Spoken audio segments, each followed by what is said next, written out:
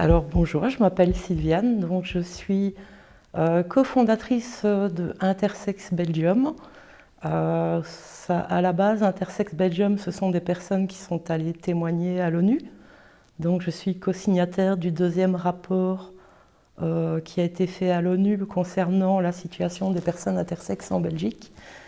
Le deuxième rapport, d'ailleurs, c'était pour les enfants. Et de là, on a cofondé une association qui a but de donner de l'information et de réunir des personnes concernées par l'intersexuation.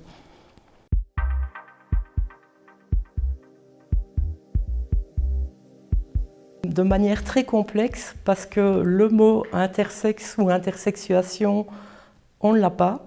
D'abord, on reçoit un nom de diagnostic et on s'imagine qu'on a une maladie grave ou un syndrome et on ne sait pas qu'on est concerné par l'intersexuation. Donc c'est quelque chose qui est polymorphe et quand on a un diagnostic médical, on ne sait pas qu'on est concerné par ça.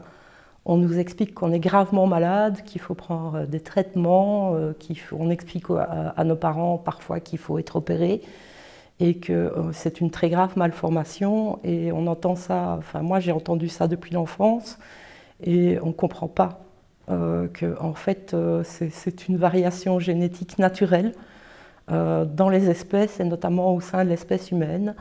Et en fait on ne se rend pas compte qu'on subit une discrimination. Et puis un jour, certaines personnes d'entre nous entendent le mot intersexe, parce que depuis, je vais dire, une vingtaine d'années, c'est devenu un mot militant, où il y a des personnes partout dans le monde qui se sont levées pour dire « on veut l'arrêt des traitements qui mutilent des jeunes enfants ».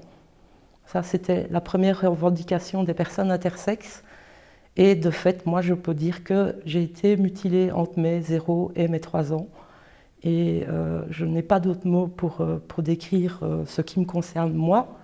Il me manque clairement une partie, je vais dire le mot, de mon clitoris.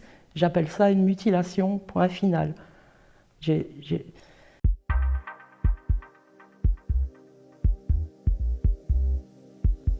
Le questionnement que ça a engendré chez moi, c'était d'abord de me rendre compte de ce que j'avais subi, de l'impact psychologique de ce que j'avais vécu avait eu sur moi, de comprendre que j'avais subi de graves violences médicales, parce que ce sont des violences médicales qui vont à l'encontre des droits humains. Ce sont des violences médicales qu'on subit dans l'enfance et qui ont un caractère de violence sexuelle. Je me suis retrouvée par exemple à 12 ans devant un médecin qui m'expliquait que pour être une belle femme, c'était bien d'avoir des gros seins. Et bien, je peux vous dire qu'à 12 ans, entendre ça, c'est très traumatisant. Je me suis retrouvée devant des médecins qui m'expliquaient que, en gros, pour être une femme légitime, je devais ressembler à un objet accessible. Enfin, je ne sais pas comment vous dire, mais c'est un objet consommable. Je ne sais pas ne pas. Moi, j'ai ressenti ça et c'est une forme de viol, en fait. C'est une très grande violence quand on est mineur d'entendre ce genre de choses, quoi.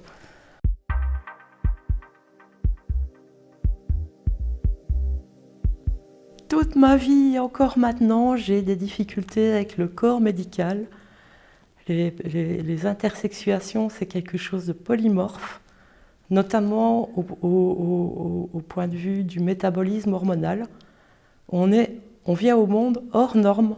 Donc là, j'ai très peur d'aller chez les médecins et maintenant, je passe plutôt par le réseau psychomédical de genre pluriel parce que là, déjà, ils ont une information et une écoute.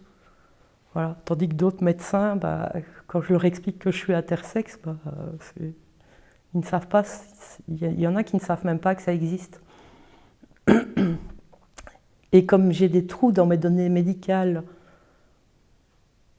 comment est-ce que je fais pour expliquer aux médecins, attention, avec certaines choses, je peux être malade. Voilà, ça c'est aussi une grave erreur. Voilà. Et puis j'ai été hyper médicalisée sur certaines choses comme ma génitalité, Et ils sont passés à côté d'une chose énormissime, par exemple dans mon cas, qui fait partie de la description du syndrome qui me correspond à moi. Par exemple, j'ai une dysplasie, je suis venue avec une dysplasie de la hanche au monde, et ça n'a pas été soigné. Et donc j'ai une usure de ce côté-là, en plus d'avoir eu un traitement hormonal qui a fragilisé mon squelette. Et donc je suis très en colère sur ce que j'ai subi parce que je vieillis très mal.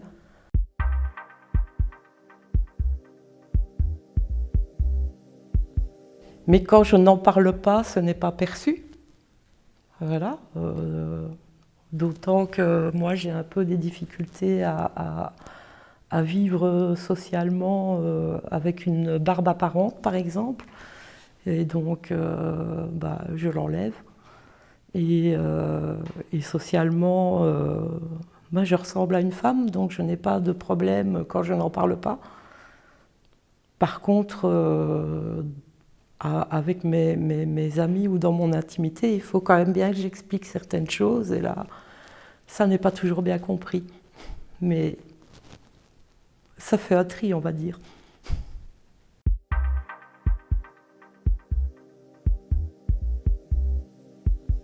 Alors c'est très compliqué, même pour moi qui suis dans l'associatif depuis quelques années, j'en parle plus facilement, et puis je parle de moi parce que il faut montrer l'exemple et dire aux personnes, ben voilà, ce qui vous concerne, c'est peut-être ça. Donc il y a encore énormément de personnes intersexes qui n'ont pas le bon mot, donc il faut en parler le plus possible. Et c'est très compliqué de parler de sa vie privée comme ça, c'est très difficile. Et puis quand les personnes sont concernées par des choses comme moi et qu'elles ont subi ça depuis l'enfance, c'est quand on a subi des violences qui sont presque de l'ordre sexuel, on n'en parle vraiment pas, on a honte, on ne se sent pas légitime de parler.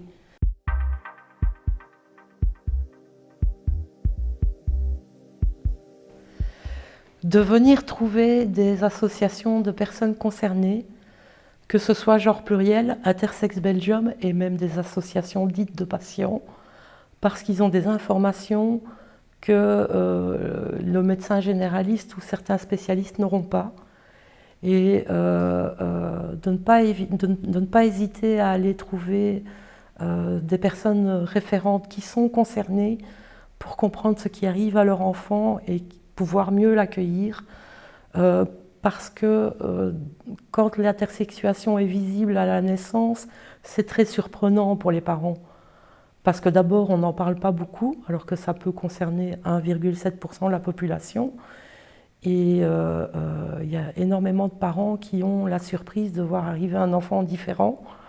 Laisser grandir l'enfant et l'amener à ce qu'il ait, à un moment donné, un choix corporel éclairé. C'est son corps, son choix, pas celui du parent. Cet enfant va avoir une vie normale, il va se scolariser de manière normale, tandis que s'il est mis sous traitement, il y en a qui subissent des dizaines d'opérations pendant leur enfance, fatalement ils sont déscolarisés.